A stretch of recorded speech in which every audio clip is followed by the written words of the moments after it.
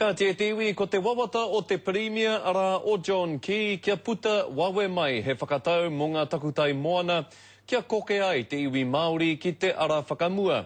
Kua oti ngā hui wherewhera i tēnei take, kua rongo te kāwanatanga i ngā hiahia o te iwi Māori. Engari kei roto tonu i ngā ringaringa o te karauna tēnei take e tā iri mai ana. Kei te huri tonu te tai mō te ture takutai moana. Aha koa te hiahia o te Premier kia wawe te whakatau. Te ahua nei e kore e eke ki ona hiahia. Kore au ki te rōpu manukuro ngā iwi te ahiahi nei.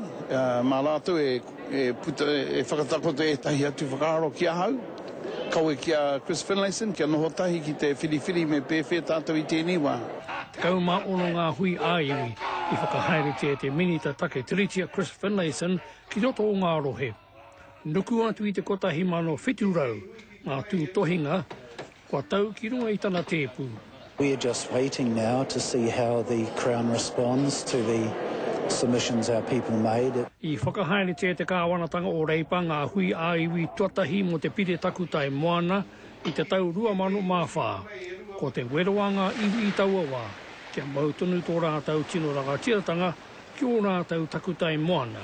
It seems clear that our people unanimously rejected the Crown preferred option, but I know too that our people submitted a lot of really viable and good alternatives, and so it will be a test, I think, for the government and for the Māori Party.